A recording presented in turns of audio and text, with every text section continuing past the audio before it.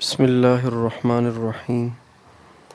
إن الحمد لله نحمده ونستعينه ونستغفره، من يهده الله فلا مضل له ومن يضلل فلا هادي له، وأشهد أن لا إله إلا الله وحده لا شريك له، وأشهد أن سيدنا ونبينا وحبيبنا وشفيعنا وقرة أعيننا محمدا عبده ورسوله، صلى الله تبارك وتعالى عليه وعلى آله وأصحابه وأزواجه وذريته وبارك وسلم تسليما كثيرا. أما بعد، فأعوذ بالله من الشيطان الرجيم. بسم الله الرحمن الرحيم. اعلموا أنما الحياة الدنيا لعب ولهو وزينة وتفاخر بينكم وتكاثر في الأموال والأولاد، وقال تعالى: ألهاكم التكاثر حتى زرتم المقابر، كلا سوف تعلمون ثم كلا سوف تعلمون، كلا لو تعلمون علم اليقين لترون الجحيم ثم لترونها عين اليقين ثم لتسألن يومئذ عن النعيم. سبحان ربك رب العزة عما يصفون وسلام على المرسلين والحمد لله رب العالمين. اللهم صل على سيدنا محمد وعلى آل سيدنا محمد وبارک وسلم. آواز صحیح جا رہی ہے وہاں پہ؟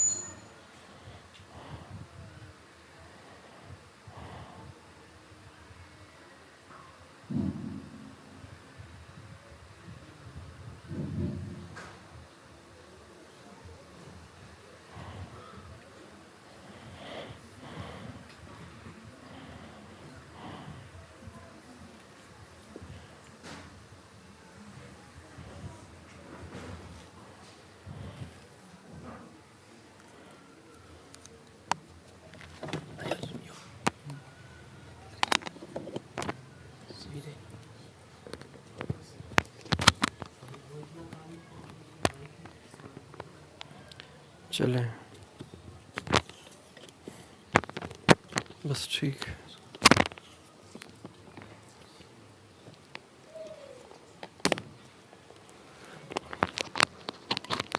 میری ماں اور بہنوں،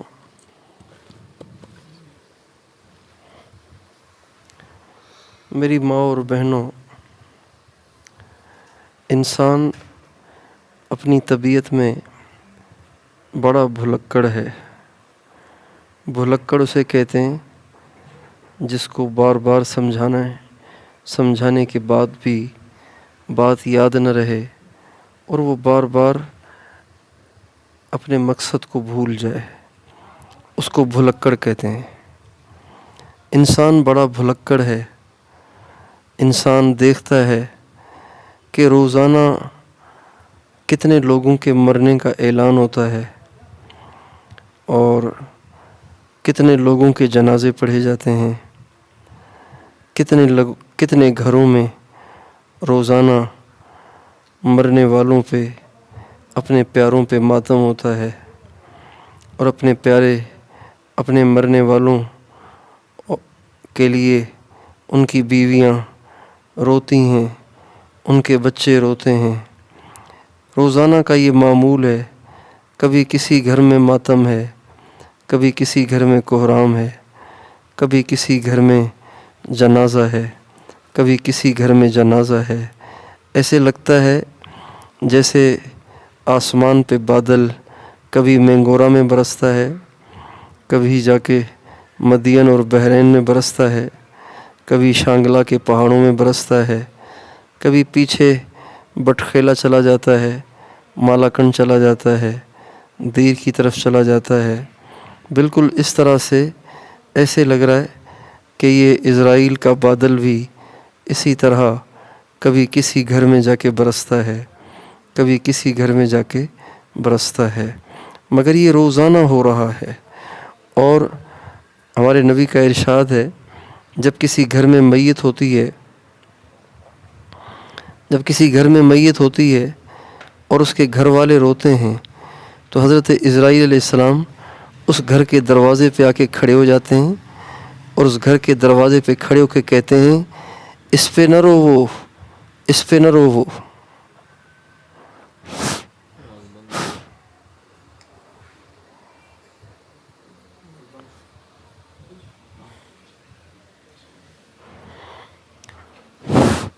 وہ تو چل ہی نہیں رہا، یہ بھی بند ہو گیا۔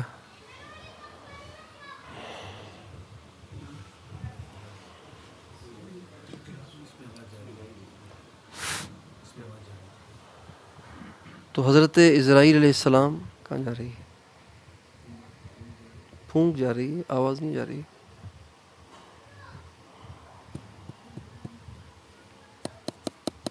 نہیں ہے۔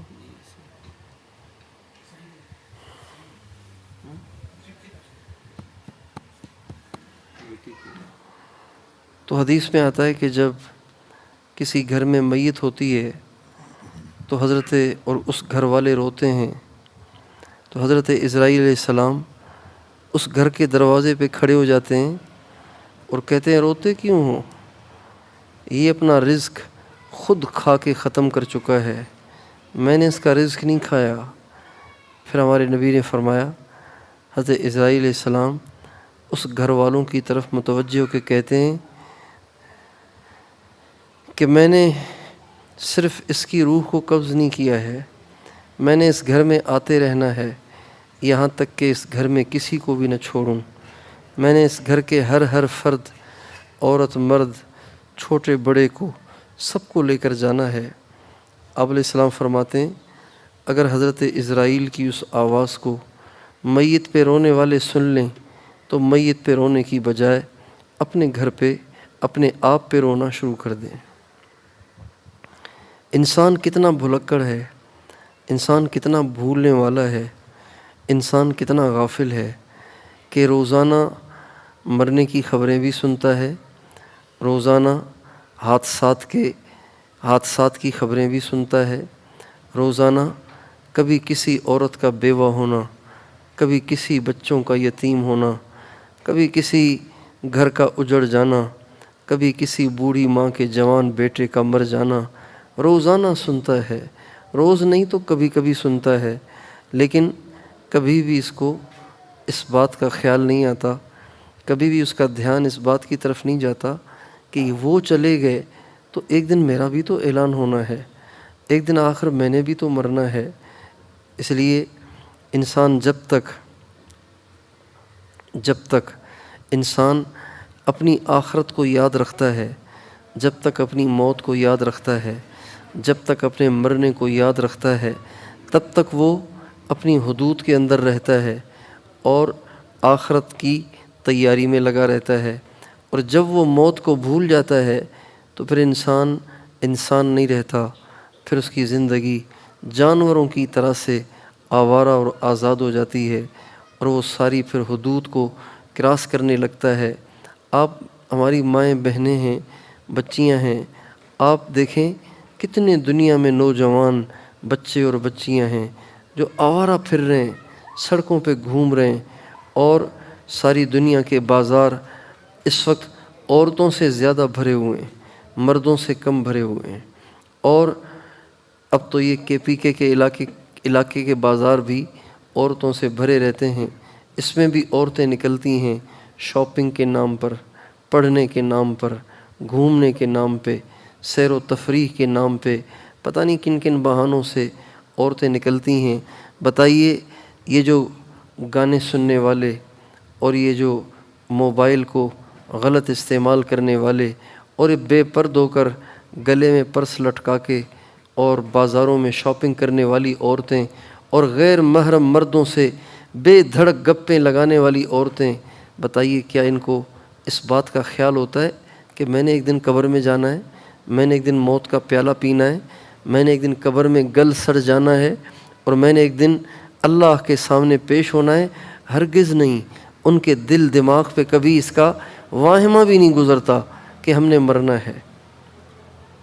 اس لیے یہ جو میں نے آپ کے سامنے قرآن پاک کی آیت پڑھی، اس آیت میں اللہ تعالیٰ دنیا کے سارے انسانوں کو، مردوں کو، عورتوں کو اس بات کی تنبیہ کر رہے ہیں کہ اے دنیا بھر کی عورتوں، اے دنیا بھر کے مردوں، اس دنیا سے دل نہ لگاؤ، یہ دنیا بچوں کے کھیل اور تماشے کے سوا کچھ نہیں ہے۔ یہ بچوں کا کھیل اور تماشا ہے، یہ بچوں کا کھیل اور تماشا ہے۔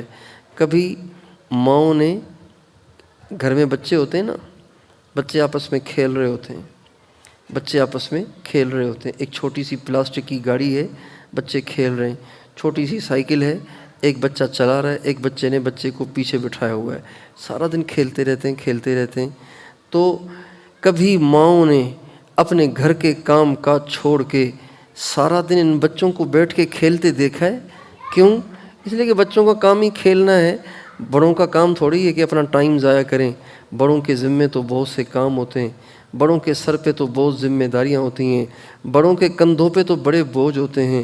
ان کو تو انہی کھیلنے والے بچوں کا ناشتہ بھی تیار کرنا ہے، ان کو تو ان کے کپڑے بھی دھونے ہیں، ان کو تو ان کا ڈریس بھی استری کرنا ہے، ان کو تو ان کے والد کو بھی ناشتہ کرانا ہے، اور ان کو تو ان کے والد کی بھی ضروریات پوری کرنی ہیں۔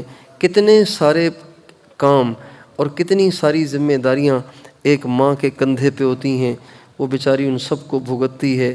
اس کے پاس کہاں ٹائم ہے کہ وہ بچوں کے کھیل کو دیکھ کر سارا دن تماشا کرے اور سارا دن اپنا دل بہلائے۔ اللہ تعالیٰ فرماتے ہیں اے دنیا بھر کی عورتوں، جیسے تم اپنے بچوں کے کھیل کو دیکھنے کو ٹائم کا ضائع کرنا سمجھتی ہو، اسی طرح دنیا میں لگنا، دنیا سے محبت کرنا، دنیا میں بننا اور سنورنا، دنیا کو بنانے کے لیے محنت اور کوشش اور فکر کرنا، یہ بالکل اس بے وقوف عورت کی طرح سے ہے جس کے خاوند کے آنے کا ٹائم ہو گیا ہے اور وہ بجائے روٹی پکانے کے بچوں کے کھیل کو دیکھ رہی ہے، اور بجائے اپنے خاوند کے کپڑے دھونے کے، بجائے اپنے گھر کی صفائی کے، بجائے اپنے گھر میں آنے والے مہمانوں کو ڈیل کرنے کے لیے وہ ویڈیو گیم کھیل رہی ہے اور وہ بچوں کا کھیل دیکھ رہی ہے۔ دنیا کی ساری عورتیں آج دنیا بنانے میں ایسی مست ہیں، ایسی مگن ہیں، ایسی دیوانی ہوئی ہیں کہ موت کا ان کو خیال بھی نہیں آتا۔ اس لیے میری ماؤں بہنوں، موت ہمیں یاد رہنی چاہیے۔ اللہ تعالیٰ قرآن پاک میں فرماتے ہیں یا ایھا الذین آمنوا اتقوا اللہ ولتنظر نفس ما قدمت لغد واتقوا اللہ۔ اے ایمان والو، اللہ سے ڈرو، اللہ سے ڈرو اور سوچا کرو کہ تم نے کل قیامت کے لیے کیا تیار کیا ہے۔ وَلْتَنْظُرْ نَفْسٌ مَا قَدَّمَتْ لِغَدٍ، اس بات پہ ضرور سوچو بچار کرو کہ تم نے کل کے لیے کیا تیار کر رکھا ہے۔ اللہ تعالیٰ قیامت کے دن کو کل سے تعبیر کر رہے ہیں۔ اللہ اکبر، اللہ اکبر، یعنی اللہ تعالیٰ کہتے ہیں کہ تم قیامت کو دور نہ سمجھو، یوں سمجھو، یوں سمجھو، یوں سمجھو کل قیامت نے آنا ہے۔ جب کل قیامت نے آنا ہے تو آج تمہیں کتنا اس کی تیاری میں لگنا چاہیے۔ بتائیے جس بچے کا کل پیپر ہو وہ آج کتنا مصروف ہوتا ہے، آج کتنا مصروف ہوتا ہے۔ کتنے ہمارے ایسے بچے کہ جو ہمارے پاس ذکر کی مجلسوں میں آتے ہیں، بیان سننے کے لیے آتے ہیں، ان سے پوچھتے ہیں بیٹا آپ پچھلی دفعہ آئے نہیں، پچھلے ہفتے آئے نہیں؟ کہتے ہیں حضرت اصل میں وہ نا جس دن آنا تھا نا اس سے اگلے دن ہمارا پیپر تھا، اس لیے ہمیں تیاری کرنا تھی، دن کو بھی تیاری کر رہے تھے، رات کو بھی 2-3 بجے تک بیٹھ کے تیاری کرتے رہے، تب جا کے ہم پیپر دے پائے۔ جس دن پیپر ہو اس سے پچھلا دن آپ پوچھیں ان بچوں سے ان کا کتنی ٹینشن میں گزرتا ہے۔ اللہ کہتے ہیں جیسے ایک اس بچے کو اگلے دن ہونے والے پیپر کی ٹینشن ہوتی ہے، تمہیں بھی اس آخرت کی اور موت کی اور قبر کی اور قیامت کی ایسے ہی ٹینشن ہونی چاہیے۔ 24 گھنٹے اس دھیان میں رہو کہ کل قیامت ہے، کل قیامت ہے، قیامت دور نہیں۔ انہم یرونہ بعیدا ونراہ قریبا، اللہ تعالیٰ فرماتے ہیں وہ لوگ سمجھتے ہیں کہ قیامت بہت دور ہے، لیکن میں بتا رہا ہوں کہ قیامت بہت قریب ہے۔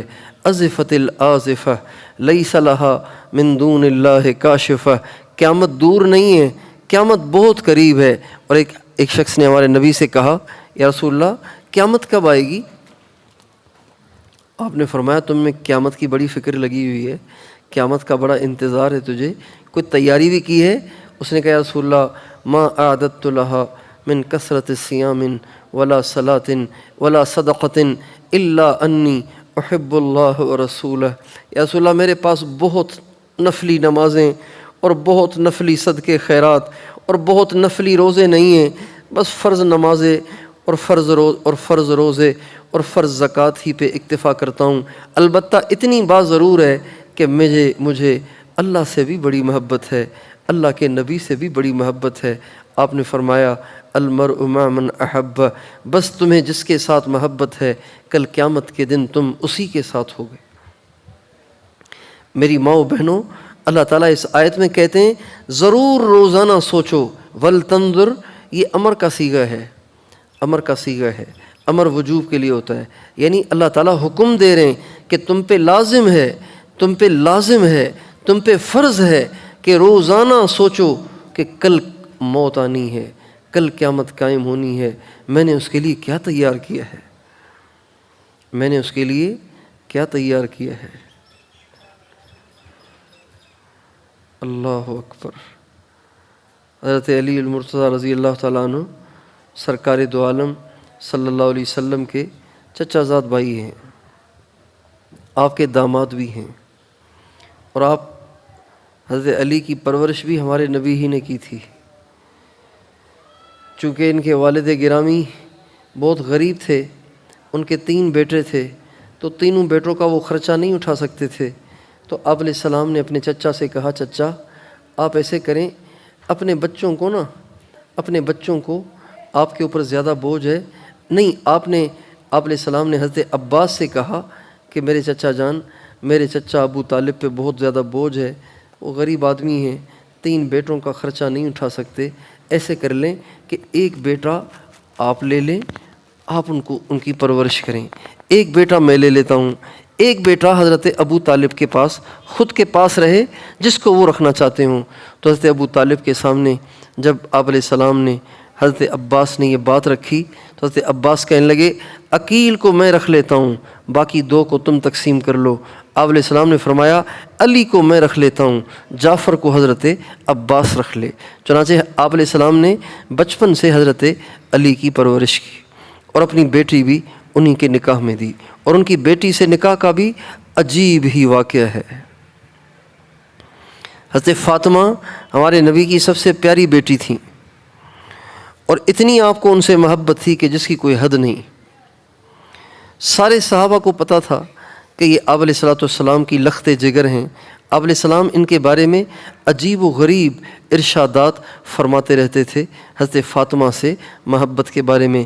ایک دفعہ آپ نے فرمایا ان فاطمۃ بضعۃ منی، فاطمہ میرے دل کا ٹکڑا ہے، فاطمہ میرے جسم کا حصہ ہے، فاطمہ مجھ سے الگ نہیں ہے، فاطمہ میرے جسم کا حصہ ہے۔ تو اب سب سے پیاری بیٹی تو ظاہری بات ہے جس کے گھر میں جائے گی وہ بھی سب سے پیارا ہو جائے گا۔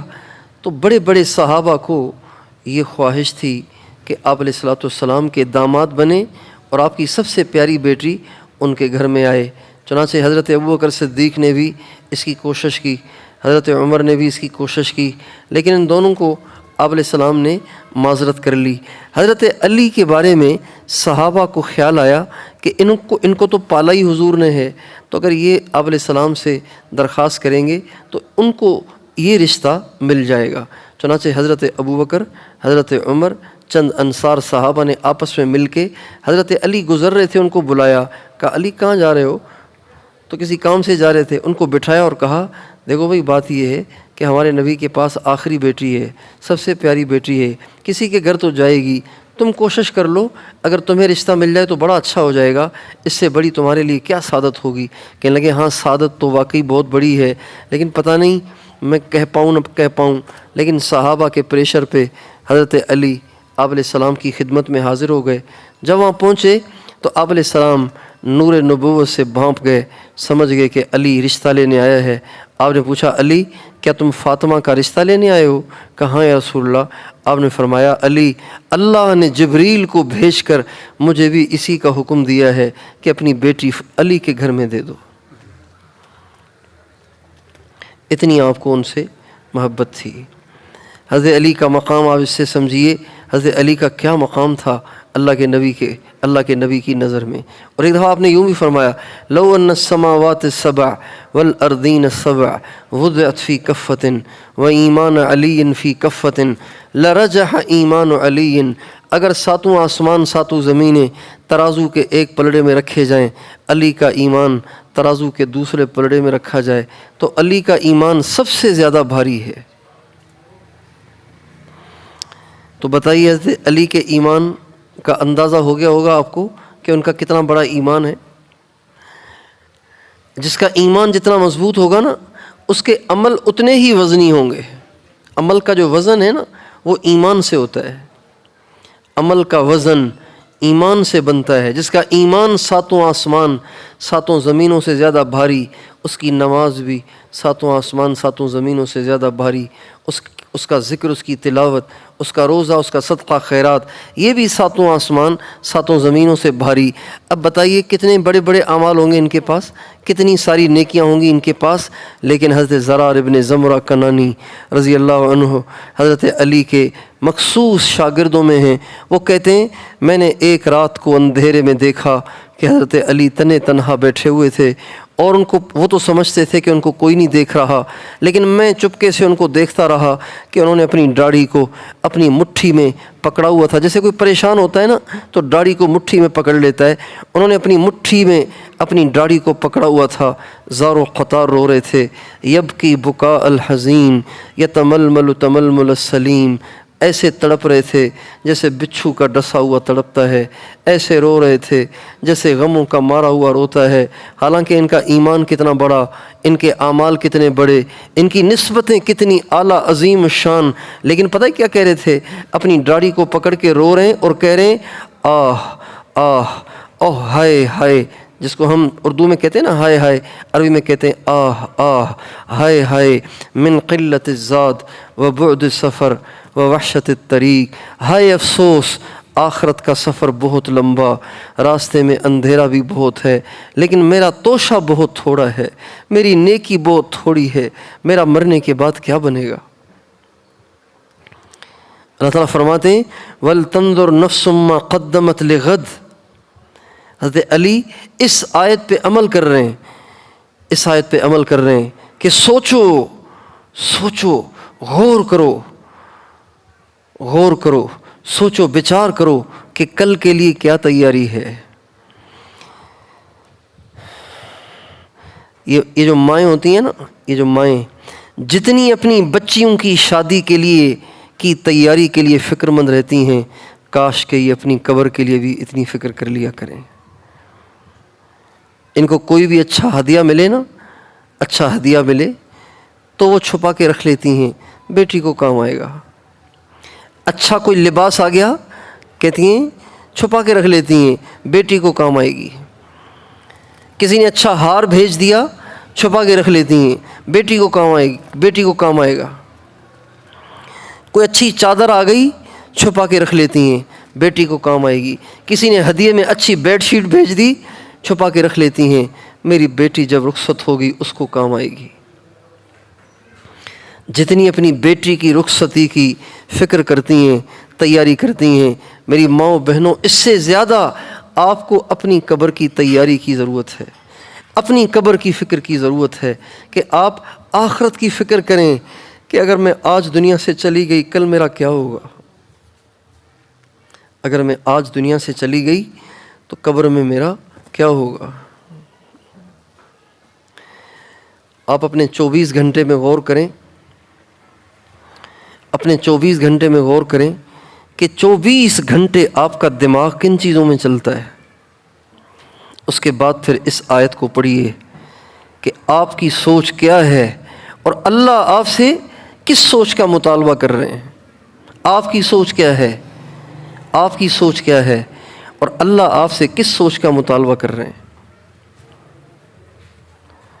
اس لیے سب سے پہلی درخواست آپ سے یہ ہے، اپنی سوچ کو تبدیل کریں، اپنی سوچ کو تبدیل کریں، اپنی سوچ کو تبدیل کریں، اپنے ذہن سے یہ باتیں نکال دیں کہ یہ خریدنا ہے، وہ خریدنا ہے، یہ بنانا ہے، وہ بنانا ہے، یہ ادھر یوں سنورنا ہے اور وہ سنورنا ہے، اس شادی میں جانا ہے، اس فنکشن میں جانا ہے، اس تقریب میں جانا ہے، اور اس طرح عید منانی ہے، اور یہ کرنا ہے اور وہ کرنا ہے۔ اپنے دل دماغ سے یہ باتیں نکال کے اپنے ذہن میں ہر آن ہر گھڑی یہ سوچ پیدا کریں کہ میں نے اللہ کو کیسے راضی کرنا ہے، میں نے قیامت کی کیسے تیاری کرنی ہے، میں نے قبر کی کیسے تیاری کرنی ہے۔ سنیے 2 واقعات سناتا ہوں، 2 واقعات، عورتوں کے 2 واقعات سناتا ہوں۔ ہمارے نبی کی سب سے پیاری، ہمارے نبی کی ایک بیٹی ہیں، سب سے بڑی بیٹی حضرت زینب رضی اللہ عنہا۔ یہ کس کی بیٹی ہیں؟ یہ کسی 4 مہینے والے کی بیٹی نہیں ہے، یہ کسی مفتی صاحب کی بیٹی نہیں ہے، یہ کسی شورا والے کی بیٹی نہیں ہے، یہ کسی شیخ الحدیث کی بیٹی نہیں ہے۔ اللہ اکبر! یہ نبیوں کے سردار کی بیٹی ہیں، یہ نبیوں کے، جگہ نہیں ہے نا، کہاں ڈال رہے ہیں، یہ نبیوں کے سردار کی بیٹی ہیں، خاتم الانبیاء کی بیٹی ہیں۔ اور آپ علیہ السلام نے جب ان کا انتقال ہوا تو فرمایا میری بیٹی نے میرے لیے بڑی تکلیفیں اٹھائیں، میری بیٹی نے میرے لیے بڑی تکلیفیں اٹھائیں۔ مکہ معظمہ میں رہتی تھیں، آپ علیہ السلام کفار کی اذیتوں کی وجہ سے اللہ کے حکم سے مکہ چھوڑ کے مدینے آ گئے۔ حضرت زینب مدینے میں ہی رہتی تھی۔ 2 برس کے بعد 2 سال کے بعد 2 سال باپ سے جدائی، باپ کو نہیں دیکھا، آپ نے بھی ان کو نہیں دیکھا۔ 2 سال کے بعد حضرت زینب جب مکے سے مدینے جانے لگیں اپنے والد گرامی کے پاس، چونکہ ان کے خاوند گرفتار ہو گئے تھے جنگ بدر میں، آپ علیہ السلام نے ان کو کہا تم سے فدیہ نہیں لیتے، بس تم میری بچھڑی ہوئی بیٹی کو میرے پاس بھیج دو، مجھے وہ بہت یاد آتی ہے۔ چنانچہ ابو العاص واپس آئے، حضرت زینب کو وہاں سے بھیجنا چاہا۔ حضرت زینب جب مکے سے مدینے آنے لگیں تو حبار ابن اسود نے ایک برچھا حضرت زینب کی اونٹنی کو مارا، جس سے اونٹنی نے چھلانگ ماری، حضرت زینب پلٹ کے اونٹ پر سے نیچے گر گئیں۔ اس وقت ان کے پیٹ میں حمل تھا، 1 سال تک زخمی رہیں۔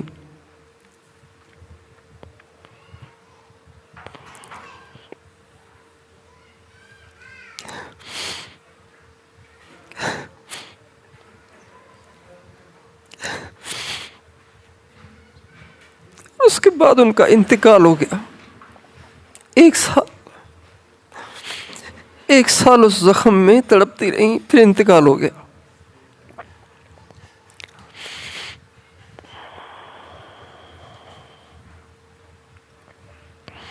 جب ان کا انتقال ہوا، آپ علیہ السلام نے ان کے جنازے کو اٹھایا۔ بیٹی کا جنازہ اٹھانا آسان نہیں ہوتا،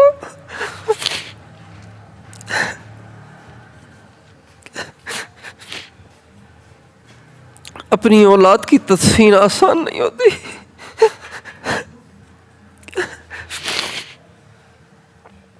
اولاد کی تدفین آسان نہیں ہوتی، بڑا کٹھن مرحلہ ہوتا ہے، بڑی کٹھن آزمائش ہوتی ہے۔ آپ علیہ السلام نے حضرت زینب کو اپنے ہاتھوں سے قبر میں اتارا اور آپ وہاں بیٹھے رہے کافی دیر بیٹھے رہے۔ جب آپ وہاں سے اٹھے تو آپ نے فرمایا مجھے ڈر تھا میری بیٹی پہ تکلیف نہ آئے قبر میں، تو میں نے اللہ سے دعا کی اللہ میری بیٹی کے لیے آسانیاں فرما۔ اللہ تعالیٰ نے میری دعا سے میری بیٹی کے لیے آسانیاں کر دی۔ میں آپ ساری پردے میں بیٹھی ہوئی بہنوں بچیوں سے پوچھتا ہوں، آپ حضرت زینب سے زیادہ مقدس تو نہیں ہیں، آپ ان سے زیادہ عالی شان نسبت کو حاصل کیے ہوئے تو نہیں ہیں، پھر آپ موت سے کیوں غافل ہیں؟ پھر آپ قبر کے اندھیرے سے کیوں غافل ہیں؟ پھر آپ آخرت کے مرحلوں سے کیوں غافل ہیں؟ پھر آپ کا دل دنیا میں کیوں لگتا ہے؟ آپ کو آخرت کی فکر کیوں نہیں ہے؟ جبکہ حضرت زینب کے لیے بھی حضور اکرم صلی اللہ علیہ وسلم کو دعا کرنی پڑی۔ ایک اور واقعہ سناتا ہوں۔ آپ علیہ الصلوۃ والسلام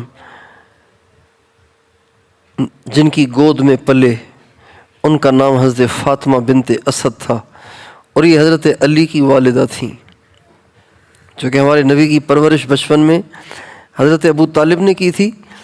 تو ان کی اہلیہ کا نام فاطمہ بنت اسد ہے۔ حضرت علی کی والدہ محترمہ مسلمان ہو گئی تھیں، فاطمہ بنت اسد۔ مدینے کے قیام کے دوران حضرت فاطمہ بنت اسد کا انتقال ہو گیا۔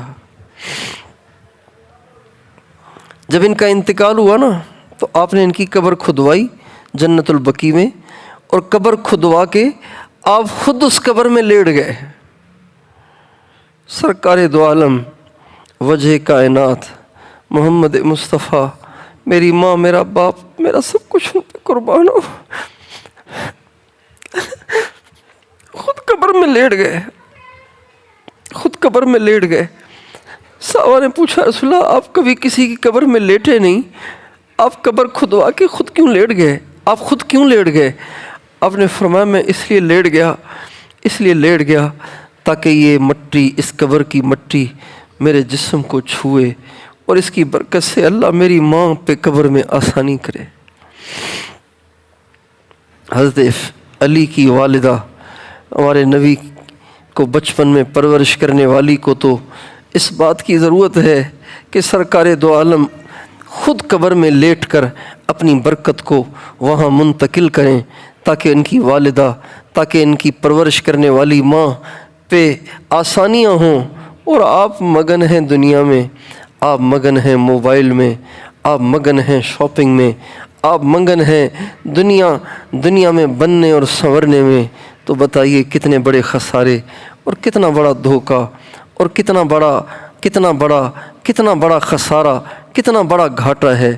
اس لیے آپ ساری بہنوں سے بچیوں سے درخواست ہے، اپنے اوپر آخرت کو سوار کرو، اپنے اوپر قبر کو سوار کرو، اپنے اوپر موت کو سوار کرو، اپنے گل سڑ جانے کو یاد کرو، اس منظر کو نگاہوں کے سامنے رکھو کہ کفن میں آپ لپٹی ہوئی ہے اور گھر کی چارپائی پہ لیٹی ہوئی ہیں، اور آپ کے رشتہ دار عورتیں آ کے آپ کے چہرے سے کفن کو ہٹا کے آخری دفعہ دیکھ رہی ہیں۔ اس منظر کو ہر آن ہر گھڑی اپنی نگاہوں کے سامنے رکھو، کبھی اس کو بھولو نہیں۔ اگر یہ لگام آپ نے اپنے نفس کو دے دی نا تو پھر کبھی آپ کا نفس برائی کی طرف نہیں جائے گا، کبھی آپ کا نفس گانے سننے کا مطالبہ نہیں کرے گا، کبھی آپ کا نفس بازار میں جا کے شاپنگ کرنے کا مطالبہ نہیں کرے گا، کبھی آپ کا نفس اپنے بچوں کو دنیا دار بنانے کا مطالبہ نہیں کرے گا۔ ہمیشہ پھر آپ کو اللہ کی یاد رہے گی، دین پہ چلنا آپ کے لیے آسان رہے گا، اور اپنے گھروں میں دین کا ماحول بنانا آپ کے لیے آسان ہوگا۔ دوسری بات یہ کہ نمازوں کا اہتمام کریں۔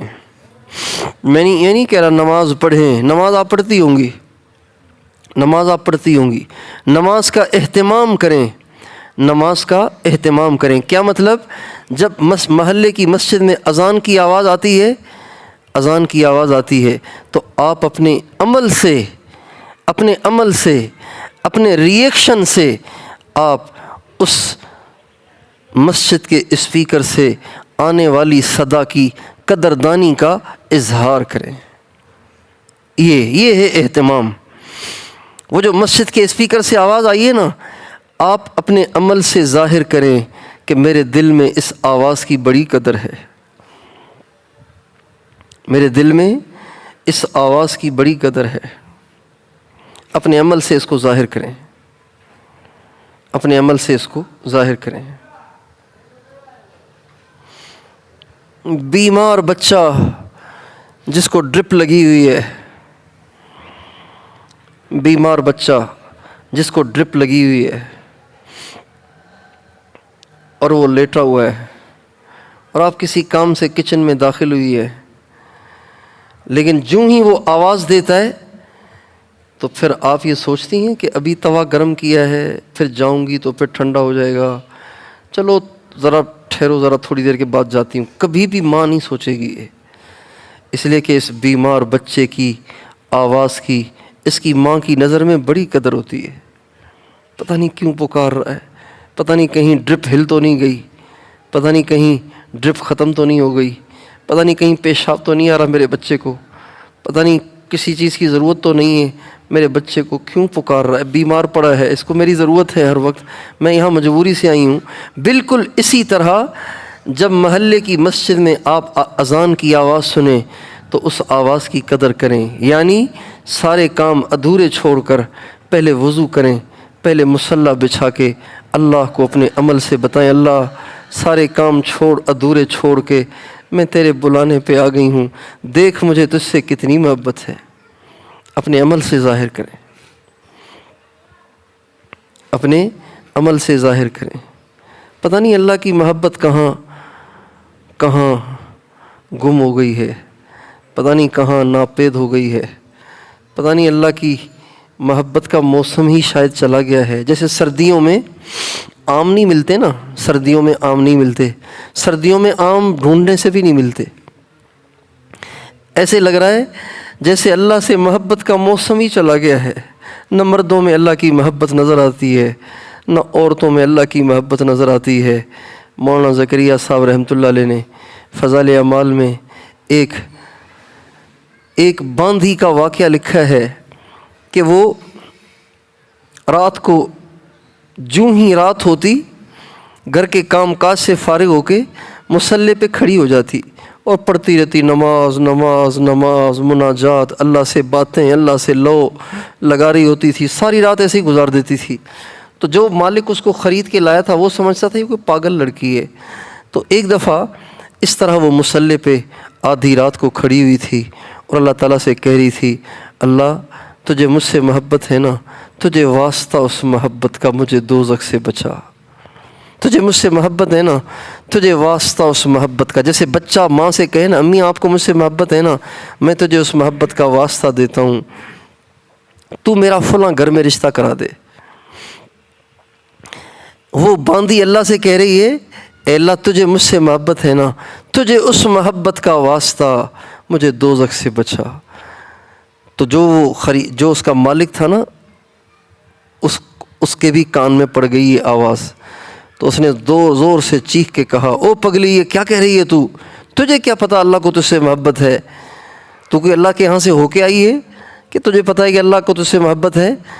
یوں مت کہو، بلکہ یوں کہو، اللہ جو مجھے آپ سے محبت ہے، چونکہ آپ کو تو آپ کی محبت کا پتہ ہے نا، اللہ کی محبت کا تو پتہ نہیں ہے آپ کو، تو یوں کہو، اے اللہ جو مجھے آپ سے محبت ہے، تجھے اس کا واسطہ مجھے دوزخ سے بچا۔ تو وہ ایک دم جوش میں آ گئی اور کہنے لگی، آقا اگر اس کو مجھ سے محبت نہ ہوتی تو وہ آپ کو میٹھی نیند نہ سلاتا اور یوں مجھے مصلی پہ اپنے سامنے کھڑا نہ کرتا۔ پھر کہنے لگی، اے اللہ اب تک تو میری تیری محبت اور نسبت اور رشتہ چھپا ہوا تھا، اب تو مخلوق کو بھی خبر ہو چلی، اب مجھے اپنے پاس واپس بلا لے۔ یہ کہہ کر اس نے چیخ ماری اور وہیں دھڑام سے گری اور دنیا سے رخصت ہو گئی۔ اب یہ محبت والی عورتیں کہاں ہیں؟ دیندار گھروں میں بھی نہیں ہیں، 15 دن لگائی ہوئی میں بھی وہ محبت نہیں ہے، 6 روزے لگائی ہوئی میں بھی یہ محبت نہیں ہے۔ چلے والیوں کو بھی تہجد میں اٹھ کے رونا نصیب نہیں ہے، بیرون سفر والیوں کو بھی راتوں کو اٹھ کے تنہائی میں بیٹھ کے اللہ کے سامنے رونا لو لگانا نصیب نہیں ہے۔ پتہ نہیں ایسے لگ رہا ہے جیسے محبت کا موسم چلا گیا ہے، محبت کا موسم چلا گیا ہے۔ میری بہنوں، محبت کا موسم نہیں چلا گیا، ہم دنیا کی محبت میں گرفتار ہو گئے ہیں۔ ہمیں دنیا اصل میں اچھی لگنے لگ گئی ہے، دنیا کی محبت اللہ کی محبت پہ غالب آ گئی ہے۔ اس لیے نمازوں کا اہتمام کریں، اور نمازوں کے اہتمام کا مطلب یہ ہے کہ جو ہی اذان کی آواز سنیں، اذان کی آواز سنتے ہی اس آواز کی قدردانی کا اپنے سارے کام ادھورے چھوڑ کر مصلی پہ کھڑے ہو کر اس کا اظہار کریں کہ اللہ مجھے اس آواز کی بڑی قدر ہے۔ اور اپنی زبانوں پہ کنٹرول کریں، اپنی زبانوں پہ کنٹرول کریں، اپنی زبانوں کو زیادہ استعمال نہ کریں، اپنی زبانوں کو کم سے کم استعمال کریں۔ زبان اللہ نے اس لیے نہیں دی کہ ہر وقت یہ چلتی ہی رہے کینچی کی طرح سے، بلکہ زبان اللہ نے اس لیے دی ہے کہ اس سے یا تو خیر کی بات کی جائے یا اس کو کنٹرول کر کے جنت کمائی جائے۔ آپ علیہ السلام نے ابو ذر رضی اللہ عنہ سے فرمایا، ابو ذر، افضل ترین عبادت خاموش رہنا ہے، افضل ترین عبادت خاموش رہنا ہے۔ خاموش رہنا بھی عبادت ہے، خاموش رہنا عبادت ہے۔ عجیب بات نہیں ہے یہ، کبھی اس کو ہم نے سوچا ہی نہیں کہ خاموش رہنا عبادت ہے۔ عورتیں جہاں 3 عورتیں 2 عورتیں جمع ہوں وہاں خاموشی ہو، یہ تو سمجھ ہی نہیں آتا کہ یہ ہو سکتا ہے۔ خاموشی عبادت ہے، خاموشی عبادت ہے۔ ہمارے نبی کا ارشاد ہے، من کان یؤمن باللہ والیوم الآخر فلیقل خیرا او لیصمت۔ جو اللہ کو مانتا ہے، آخرت کو مانتا ہے، اس بات کو مانتا ہے کہ اس کو مرنے کے بعد اللہ کے سامنے کھڑا ہونا ہے، اس کو چاہیے کہ زبان کھولے صرف خیر کے لیے، زبان کھولے صرف خیر کے لیے، اور اگر خیر کا موقع نہیں ہے تو بس خاموش رہے۔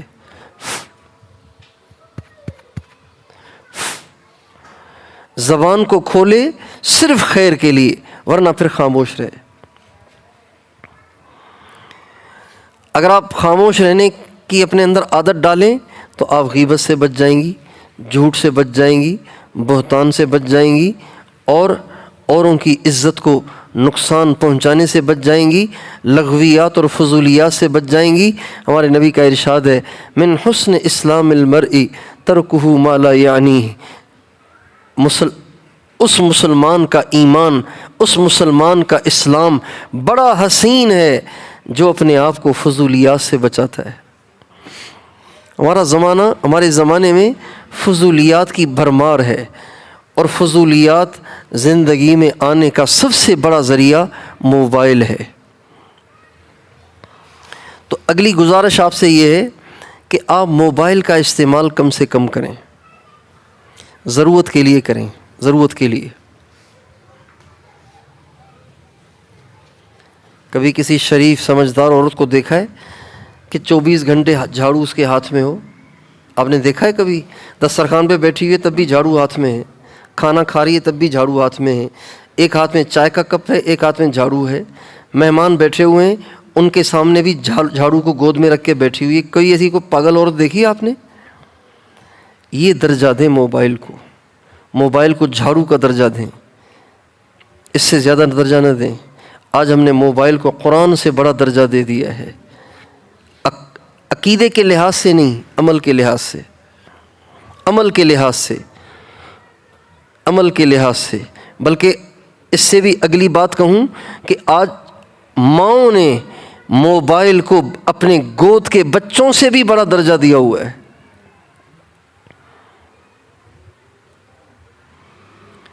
جتنی دیر ان کے ہاتھ میں موبائل رہتا ہے اتنی دیر ان کے ہاتھ میں بچے نہیں رہتے، اتنی دیر ان کے ہاتھوں میں تسبیح نہیں رہتی، اتنی دیر ان کے ہاتھوں میں قرآن نہیں رہتا جتنی دیر موبائل رہتا ہے۔ ایسے جیسے کوئی عضو ہے، جیسے آنکھ اور ہاتھ یا کوئی پاؤں ہے، بس چپکا ہی رہتا ہے موبائل۔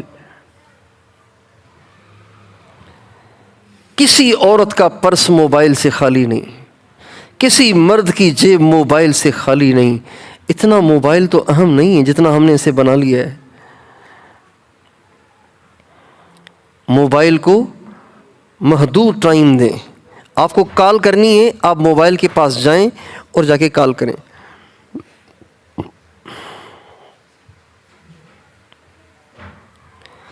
کال کرنے کے لیے کھولیں پھر بند کر دیں۔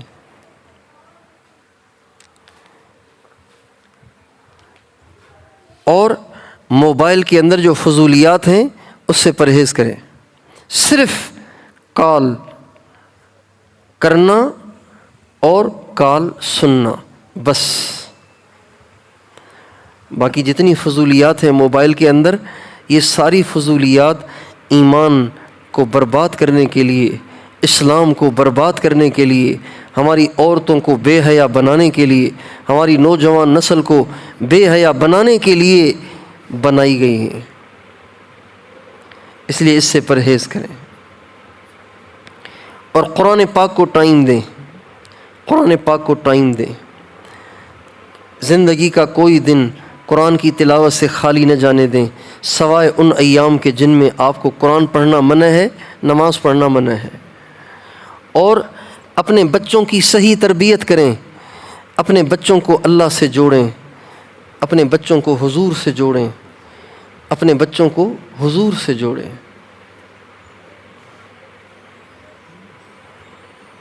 اپنے بچوں کے سامنے حضور کے اتنے تذکرے کریں، اتنے تذکرے کریں، اتنے تذکرے کریں کہ آپ کے بچے کہیں امی، پھر حضور کی زیارت ہو سکتی ہے۔ اتنے تذکرے کریں۔ جب ایک عورت اپنے بچوں کے سامنے روزانہ اپنے والد کے کارنامے سنائے گی، اپنے والد کی اچھی اچھی خوبیاں اور صفات سنائے گی، تو بچہ کبھی تو کہے گا نا امی آپ کے پاس ان کی پکچر ہے، مجھے دکھائیں نا میرے نانا ابا کیسے تھے۔ بس اسی طرح سے اپنے نبی کی اتنی شان بیان کریں، اتنی شان بیان کریں، اتنی شان بیان کریں، اتنی شان بیان کریں کہ آپ کا بچہ ٹک ٹاک میں مبتلا نہ ہو، آپ کا بچہ پب جی میں مبتلا نہ ہو، بلکہ آپ کا بچہ کہے امی مجھے حضور کی اور باتیں سنائیں نا، حضور کیسے تھے۔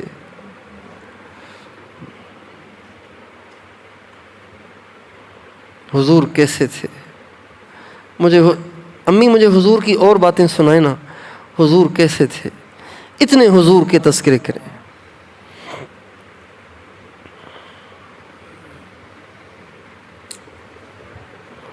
ایک بچہ ہے، اس کا باپ بچپن میں چلا گیا، ماں نے اس کو پالا پوسا، اسکول میں ڈالا۔ اب یہ بچہ جب روزانہ جاتا ہے نا اسکول، تو دیکھتا ہے کہ ہر بچے کو اس کا باپ موٹر سائیکل پہ لے کر اسکول چھوڑ جاتا ہے، کوئی کار میں چھوڑ جاتا ہے، کوئی موٹر سائیکل پہ چھوڑ جاتا ہے۔ تو اس بچے کو خیال آتا ہے کہ پھر یہ سارے بچے اپنے باپ کے ساتھ آتے ہیں، میں اکیلا کیوں آتا ہوں؟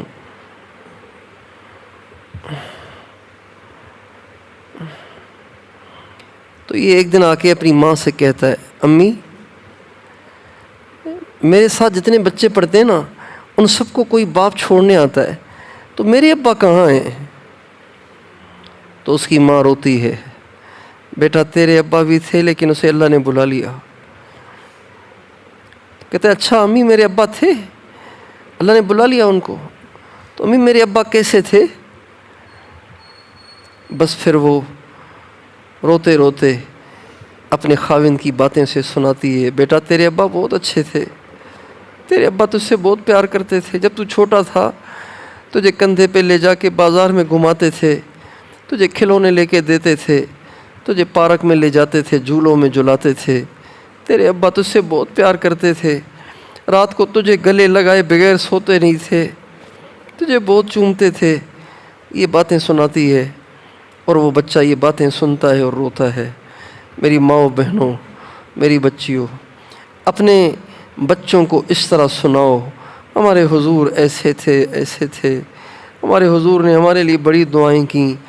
دنیا میں اس وقت جو اللہ کی نافرمانیاں ہو رہی ہیں اس کا تقاضا تو یہ تھا کہ ہم زمین میں دھنسا دیے جاتے، ہم پہ پتھر برسا دیے جاتے اور ہمیں خنزیر اور بندر بنا دیا جاتا، لیکن ہمارے نبی نے نا ہمارے لیے اتنے آنسو بہائے اللہ کے سامنے کہ اللہ تعالیٰ نے ہمارے نبی سے وعدہ کیا، میرے نبی تیرے امتی جیسے بھی ہوں میں ان کو کبھی ہلاک نہیں کروں گا، میں ان کو کبھی سور اور بندر نہیں کروں گا، تیرے آنسو اتنے بہہ گئے ہیں، تیرے آنسو اتنے بہہ گئے ہیں کہ تیری امت جو بھی کرے ایسا نہیں کروں گا جیسے میں نے پچھلی امتوں کے ساتھ کیا۔ یہ مائیں اپنے بچوں کو سنا سنا کے ان کے دلوں میں حضور اکرم صلی اللہ علیہ وسلم کی عظمت بٹھائیں۔ اگر آپ نے اپنے بچوں کے دلوں میں حضور کی عظمت نہ بٹھائی تو میری بہنوں اور میری ماؤں، ان کے دلوں میں ڈانسروں کی، سنگروں کی، ایکٹروں کی، کرکٹروں کی اور دنیا کے فاسق فاجر قسم کے سیاسی لیڈروں کی عظمت آ جائے گی، اور پھر یہ ان کے پیچھے چل کے اپنا دین بھی گنوائیں گے، اپنا ایمان بھی گنوائیں گے۔ اس لیے آپ اپنے گھروں میں بچوں کی تربیت کریں اور اپنے بچوں کے دل دماغ میں اللہ کی عظمت اور نبی پاک علیہ السلام کی محبت اور شان کو بٹھانے کی کوشش کریں، اور سادگی کی زندگی گزاریں، سادگی کی زندگی گزاریں، سادگی کی زندگی گزاریں۔ گھر کو زیادہ بنانے سنوارنے کی فکر عورتوں کو زیادہ ہوتی ہے اور یہی مردوں کو تیار کرتی ہیں۔ اب ایک فرنیچر گھر میں رکھا ہوا ہے، اب کہیں گی کہ یہ پرانا سا ہو گیا ہے، اب تو زمانہ بہت آگے چلا گیا ہے، ہم فلاں کے گھر گئے تھے، بہت اچھا فرنیچر، میں اس کی تصویر بھی بنا کے لائی ہوں، آپ ایسا فرنیچر لاؤ، یہ آدھی قیمت میں بیچ دو۔